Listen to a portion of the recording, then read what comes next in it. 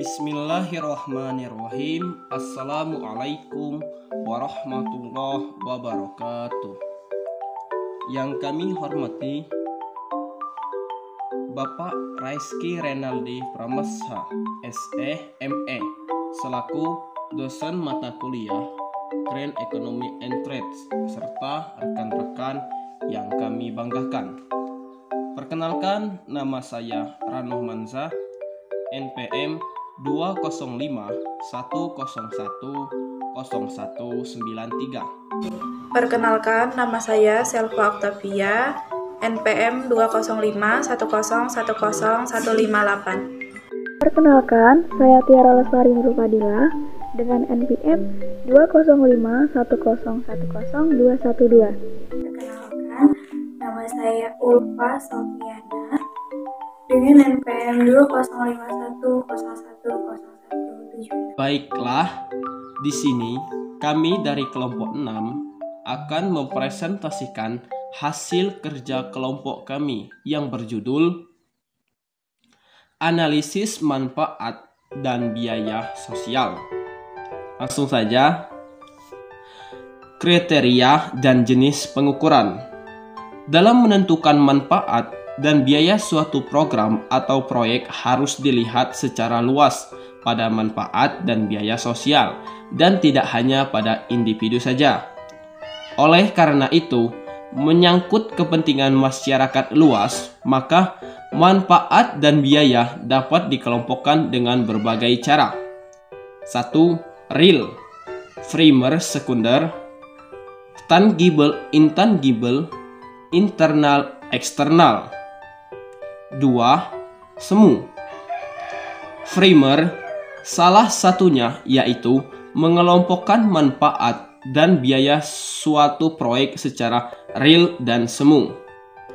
Manfaat real adalah manfaat yang timbul bagi seseorang yang tidak diimbangi oleh hilangnya manfaat bagi pihak lain. Sedangkan manfaat semu adalah yang hanya diterima oleh sekelompok tertentu, tetapi sekelompok lainnya menderita karena proyek tersebut. Manfaat real dibedakan lagi menjadi langsung atau primer dan tidak langsung atau sekunder. Manfaat langsung timbul karena meningkatnya hasil atau produktivitas dengan adanya proyek atau program tersebut. Misalnya proyek pembangunan dam untuk mengairi sawah. Manfaat langsung adalah kenaikan hasil sawah karena kenaikan produktivitas tanah sebagai akibat dari bertambah baiknya pengairan sawah. Dalam menentukan manfaat ini, akan timbul masalah apabila suatu proyek juga memberikan manfaat kepada proyek lain. Sebagai contoh, sebuah jalan dibangun untuk proyek dam dan proyek tenaga listrik. Perhitungan manfaat dari jalan tersebut harus dibagi antara kedua proyek tersebut. Manfaat tidak langsung adalah manfaat tidak secara langsung disebabkan karena adanya proyek yang akan dibangun atau merupakan hasil sampingan. Dalam hal proyek di atas, manfaat tidak langsungnya adalah kenaikan produktivitas tanah di luar area pengairan dari dam tersebut.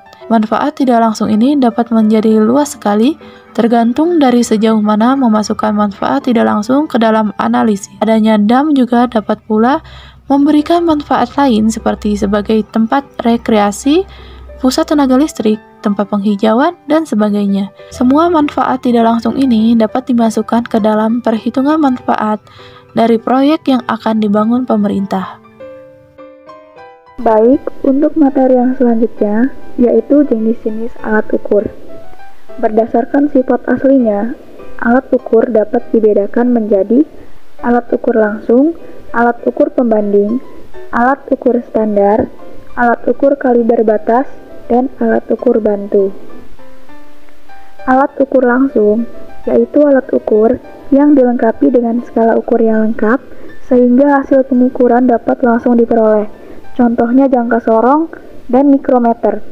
Untuk yang kedua, alat ukur pembanding yaitu alat ukur yang berfungsi untuk mengukur beda ukuran suatu produk dengan ukuran dasar produk yang telah diperkirakan terlebih dahulu dengan blok ukur.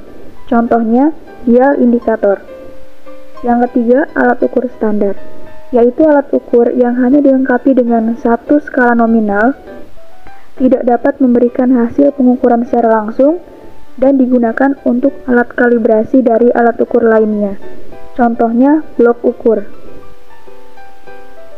Yang keempat, alat ukur kaliber batas, yaitu alat ukur yang berfungsi untuk menunjukkan apakah dimensi suatu produk berada di dalam atau di luar dari daerah toleransi produk tersebut.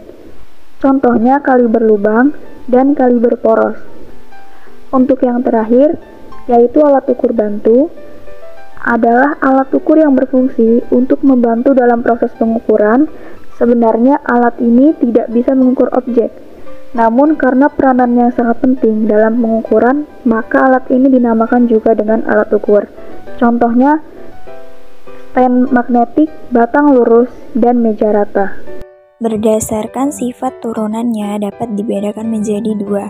Yang pertama, alat ukur khas, yaitu alat ukur yang dibuat khusus untuk mengukur geometri yang khas, misalnya kekasaran permukaan, kebulatan, profil gigi pada roda gigi. Alat ukur jenis ini dapat dilengkapi skala dan dilengkapi alat pencatat atau penganalisis data, contohnya alat ukur roda gigi. Yang kedua yaitu alat ukur koordinat, yaitu alat ukur yang memiliki sensor yang dapat digerakkan dalam ruang, digunakan untuk menentukan posisi, contohnya alat ukur posisi. Berdasarkan prinsip kerjanya dibedakan atas alat ukur mekanik, alat ukur elektronik, alat ukur optik, alat ukur pneumatik, alat ukur hidrolik, dan aerodinamik. Sekian video yang dapat kami sampaikan. Lebih dan kurangnya kami mohon maaf. Kepada Allah kami mohon mahfirahnya. Wallahu muwaffiq ila aqwamit thoriq. Assalamualaikum warahmatullahi wabarakatuh.